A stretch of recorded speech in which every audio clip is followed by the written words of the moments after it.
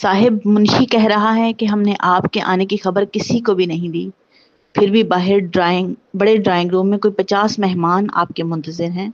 سسی کے ہونٹوں میں چھپی مسکراہٹ سے زیادہ وہ اس کی بات پر ٹھنڈی ٹھار ہوئی۔ کیا یہ علاقہ اور گھر واقعی میرے دادا کا ہے؟ وہ جب یہاں آئی تھی تو اس سچے بنے گھر کے متعلق دن میں کئی بار یہ سوال پوچھتی تھی، مگر سسی چالاکی سے بات بدل دیتی تھی۔ گویا یہ رانا بھابھی اور قسام کی ملی بھگت تھی۔ وہ اب شدید حیرت کے عالم میں پھٹی آنکھوں سے اسے دیکھ رہی تھی، جس کے چہرے پر اس وقت بھی بلا کی سنجیدگی تھی۔ بابا کہتے تھے میرے بعد تمہیں بہت سے مسائل کا سامنا ہوگا جنہیں تمہیں طاقت اور پیسے سے نہیں بلکہ عقل اور ذہانت سے حل کرنا ہے۔ یہ تو میں نے بہت بعد میں جانا کہ تم میری زندگی کا واحد مسئلہ ہو جسے واقعی مجھے عقل اور ذہانت سے حل کرنا چاہیے تھا۔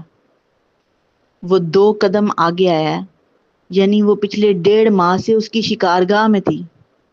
کیا میں تمہیں کسی انجان علاقے میں گم ہونے کے لیے تمہارے حال پر چھوڑ دیتا؟ اس نے ورثا کے ٹھنڈے ہاتھ پر اپنا ہاتھ رکھا۔ کیا تم قسام مالک سے چھپ سکتی تھی کہ تمہارے ہیئر پن پہ اس رات وہ تتلی مر گئی تھی؟ اور کیا تم نے رخ موڑ کر مجھ سے چھپا لیا تھا کہ اب دیوان ہاؤس چھوڑنے میں تمہاری مرضی شامل نہیں تھی؟ یہاں بھی میں نے ذہانت سے کام لیا اور ممی کے سامنے انتہائی جذباتیت کا مظاہرہ کرتے ہوئے ان سے سچ اگلوا لیا۔ بانس کا جنگل کاشت کرنے والے جب پھول چننے والی لڑکی کو اپنی بہو نہیں بنا سکتے تو اسے اپنے وقار کو بحال رکھنے کے لیے پیچھے ہٹنا پڑتا ہے۔ وہ پیچھے ہٹتے ہوئے ایک بار پھر اندرونی توڑ پھوڑ کا شکار تھی۔ وہ اب میرات کی طرح پیشانی تک دوپٹہ لیتی تھی، تو کیا اسی کی طرح وہ ہمایوں اور قسام کے خاندان سے پوشیدہ اس گول حویلی میں زندگی گزار دیتی؟ کیا میں تمہاری انا کا قد نہیں جانتا؟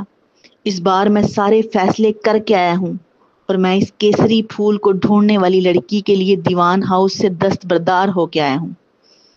میں اپنی فیملی کی موجودگی میں اپنی تمام پراپرٹی تمہارے نام کر کے آیا ہوں۔ اس شخص کی محبت نے اسے کس کس مقام پر نہیں چونکایا تھا۔ وہ اس کی باتوں پر سن ہوئی، جامد ہوئی۔ مگر قسام، وہ کتنے مشکل فیصلے کر کے آیا تھا۔ وہ اس سے کیا کہتی؟ اس کے ہونٹ کپ کپا کے رہ گئے۔ میں انہیں یہ بھی بتا کر آیا ہوں کہ کل شام اپنے نکاح کی تقریب میں اپنی فیملی کا انتظار کروں گا۔ وہ اب بھی سنجیدہ تھا۔ اس بات کے جواب میں وہ کچھ کہنے والی تھی کہ اس نے سپاٹ انداز میں ٹوک دیا، ایک آخری مسئلہ ہے لیکن اس کا حل بھی میں نے سوچ لیا ہے۔ کوئٹہ کی ساری لڑکیاں جانتی ہیں کہ میں تمہاری محبت میں گرفتار ہوں، اس لیے میں اب کراچی شفٹ ہونے کا سوچ رہا ہوں۔ وہاں کچھ چانس تو نکلے گا۔ پہلی بات تھی جو اس نے مسکرا کے کی تھی، اور بات کو سمجھنے پر اس نے تیوری چڑھاتے ہوئے اس کے ہاتھ کی گرفت سے ہاتھ چھڑانا چاہا تو اس کی ہتھیلی کو تھامتے ہوئے نرمی سے گویا ہوا، یہ پورا جنگل اور اس میں اگنے والا ہر پھل پھول اب تمہارا ہے۔ میں زندہ رہنے کے لیے صرف محبت ذخیرہ کروں گا۔ اس کی آواز مدھم ترین ہوئی، تمہاری محبت۔ وہ اس بات پر پوری کی پوری نم ہوئی۔